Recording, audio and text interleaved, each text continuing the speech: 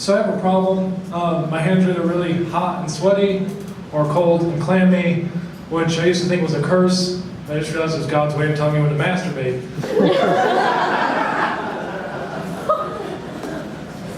I really hate the expression growing on you. It's supposed to be a way of saying that you're liking something, like if it's growing on you, you're liking it. But I can't think of a single thing that grows on the average adult human that is good. I gotta think of like moles and tumors, that's it. Like instead of like, hey sir, you got something growing on your back. Ah, it's full of candy and acceptance.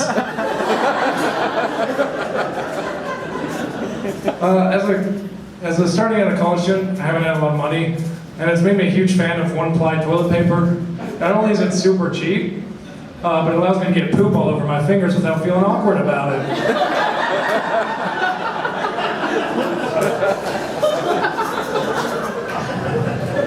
Poop jokes are hot tonight, I see. I noticed that there's still places in the world suffering from drought, which I think is really pathetic. I mean, it's 2013. I've watched TV, and there's definitely ways to solve issues of people without water. Like, first of all, Disney Channel taught me if they just say, well, it couldn't get any worse, they're probably going to have rain for a few days. I recently got a job as a Little League ref, which kind of sucks for the most part. But the best time is I get to quit whenever I want without having to do the paperwork. All I have to do is stand at the back of the field and put my hands in my pants like this. Even if it's still my turn to be reffing, they just asked me to leave.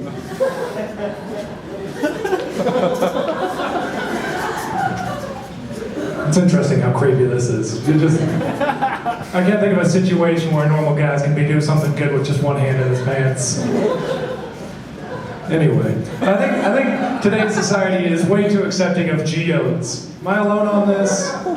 It's literally like a piece of earth with crystals on the inside. I looked on Wikipedia, they don't even know how they're formed. Like the first dude to find a geode probably thought it was a gift from God, spent the rest of his life trying to find more, and nowadays show somebody a geode like, yeah, so what? I mean, it's a rock with a magical crystal kingdom in it. Get it out of my face.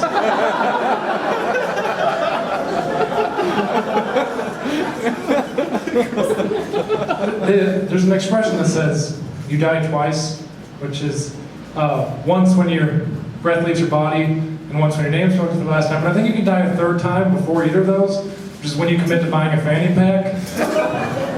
Like nobody who buys a fanny pack has any goals left in life. At best, it's like, I wonder how many Cheetos I can fit in this thing. And I think that's an unmonopolized market for the Al-Qaeda. I think that's a perfect demographic for what they're looking for. People who have a handy carrying pouch for C4 that nobody's going to want to touch, and people who've already given up on life. I just like to imagine a stare down between like a TSA agent and a dude with a fanny pack full of C4 working for the Al-Qaeda. Do you have any explosives in there? Why don't you check? Go ahead. So I'm going to end with this last joke here. Growing up Mormon and sexually repressed, and thinking I'm a comedian, I thought, what would be the funniest thing I could say on my honeymoon? And I came to the conclusion that it's this. Right when I penetrate for the first time, visualize that. Penetrate the vagina. I'll whisper in her ear, I'm inside you.